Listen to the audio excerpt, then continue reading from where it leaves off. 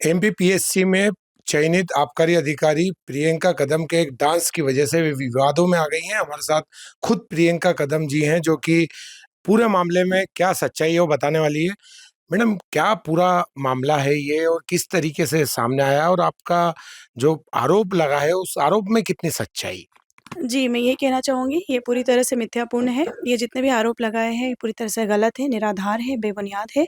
इसके बारे में इसमें कोई सत्यता नहीं है। चूँकि क्या होता है ना कि आपको जो प्रथम दृष्टि में प्रतीत होता है, ऐसे मेरी वीडियोज़ देख के बिल्कुल प्रतीत होता है कि ये लड़की डांस कर सकती है, इतना खुश रह सकती है और अस्थिबाधित में है, तो प्रश्न उठाना उनका स्वाभाविक है और उनका प्रश्न सही है। हमारे पे इतने रिस्पॉन्सिबल सिटीज़न हैं, इसके बात की मुझे खुशी है।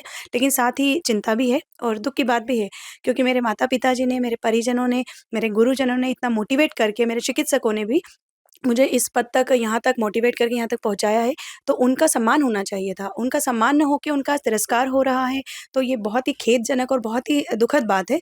तो इससे हमको ज़रूर बहुत ख़ास करके मेरे माता-पिता को बहुत ठेस पहुँची है।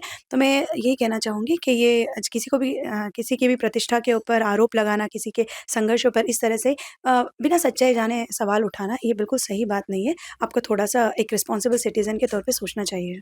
मैडम, ये जो सर्टिफिकेट है ये कब बना था, कैसे बना था, इसकी क्यों आवश्यकता पड़ी और इसमें किस तरीके से ये मतलब एलिजिबल है या नहीं? जी, ये बिल्कुल एलिजिबल है। एक्चुअली 2017 में जब मैं गिरी थी, ये मेरी अर्जित विकलांगता है। मैं बचपन से तो नॉर्मली लड़की रही हूँ। जब एक्सीडेंट हुआ मेरा, तब आर्टिफ़िशियल रॉड्स डाली गई मेरी बॉडी में और अब 4 साल का मेरा संघर्ष रहा। मैं अंडर मेडिकल ऑब्ज़र्वेशंस रही, मल्टीपल सर्जरीज़, मल्टीपल डॉक्टर्स से मेरा इंटरैक्शंस हुआ, उनसे मैंने कंसल्टेंसी ली। तब जब मेरी लास्ट सर्जरी हुई 2021 में, तब मेरे डॉक्टर ने मुझे मेरे सर पे हाथ रखते हुए कहा, "बेटा, आई एम सॉरी, लेकिन अब तुम एक नॉर्मल लड़की नहीं रही हो, तुम एक विकलांग हो। तो तुम्हें बहुत सारी एक रिस्ट्रिक्टेड लाइफ़ जीनी पड़ेगी, कई चीज़ें तुम नहीं कर पाओगी।" और उन्हें पता था, मैं उनकी बेटी जैसी थी, उन्होंने कहा, "तुम अब तैयारी कर रही हो, तो तुम विकलांग नहीं रही हो, तो तुम विकलांगता का सर्टिफ़िकेट भी बना सकती हो, जो तुम्हें मदद करेगा आगे जाके।" तो फिर मैंने उज्जैन जो हॉस्पिटल है, सिविल हॉस्पिटल, डिस्ट्रिक्ट हॉस्पिटल में अप्लाई किया और उनको अपनी सिचुएशन बताई, अपने डॉक्यूमेंट्स बताए, मेडिकल बोर्ड के सामने मेरा चेकअप हुआ। तब उन्होंने मुझे 45% कैटेगरी में डिसेबल लोकोमोटर डिसेबिलिटी में उन्होंने मुझे डाला और ये सर्टिफ़िकेट मुझे डॉक्टर ने और मेरे जो गुरुजन हैं, उन्होंने मुझे बताया कि बेटा, तुम विकलांग हो, तुम्हें इतनी प्रॉब्लम्स है, क्योंकि उन्होंने मुझे देखा है। मैंने कभी भी लाइब्रेरी या कोचिंग नहीं की है, इसलिए नहीं की क्योंकि मैं इतनी देर बैठ ही नहीं सकती है, मैं चल ही नहीं पाती हूँ इतनी देर, ना बैठ पाती हूँ।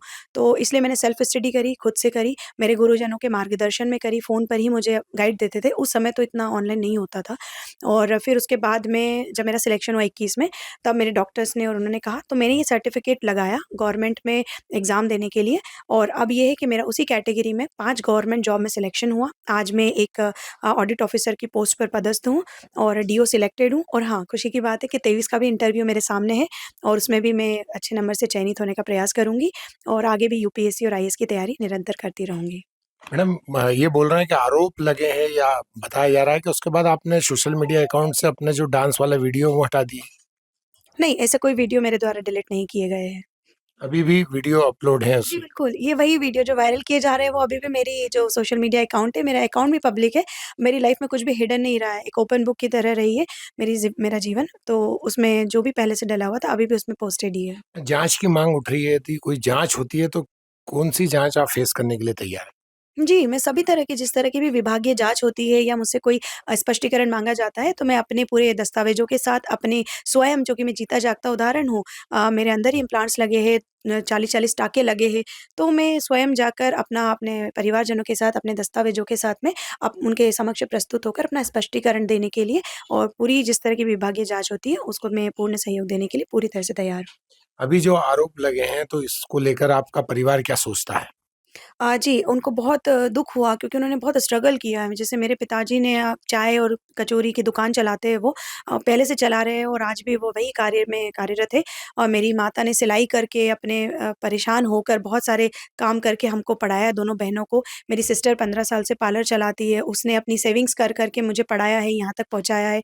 तो ऐसे माँ-बाप जिन्होंने किराए के घर में रहे हैं, कभी अपना घर तक नहीं बनाया, खुद पानी की चाय पीकर अपने बच्चों को दूध की चाय पिलाई हो, रात-रात भर जाग कर एक माँ ने अपने बच्चे के लिए संघर्ष किया, एक पिता ने, एक बहन ने, तो मुझे लगता है कि ये उनका तिरस्कार है। मेरे माँ-बाप को बहुत ही खेद हुआ, बहुत दुःख हुआ, मेरी माँ बहुत उनको रोना आता है, तकलीफ़ होती है कि मेरे बच्चों की और हमारी मेहनत ना देखते हुए इस तरह के झूठे, मिथ्या आरोप लगाए। गलत कोई सत्यता नहीं है ना, तो गलत है। ये इस तरह से आरोप लगाया तो उन्हें बहुत खेद है इस बात अच्छा, का। कितनी बार आपने अटेम्प्ट किया है और आपको कितने अटेम्प्ट में सफलता मिल पाई? ये भी कहा जा रहा है कि पूर्व में आपने पहले यूआर में दिया, फिर ईडब्ल्यूएस में दिया, इसके बाद लगातार आपकी कैटेगरियाँ बदली गई, इसका लाभ मिला आपको। जी।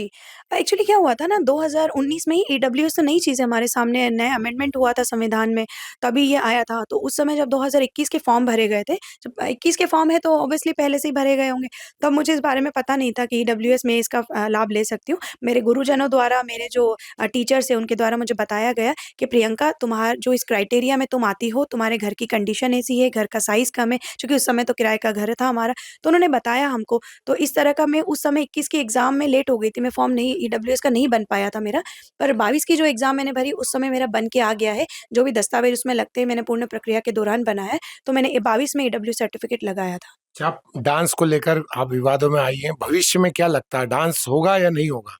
बिल्कुल होगा। मैं 2-5 मिनट अच्छे से डांस कर सकती हूँ। मुझे डांस मोटिवेट करता है। आज यदि मैं इतना बड़ा सिलेक्शन ले पाई हूँ, तो मुझे तो लगता है कि डांस ने मेरा मेरा मोटिवेशन पॉइंट है। मैं बचपन से बहुत एक्टिव रही हूँ, डांस करना मुझे पसंद रहा है, मेरी हॉबी रही है।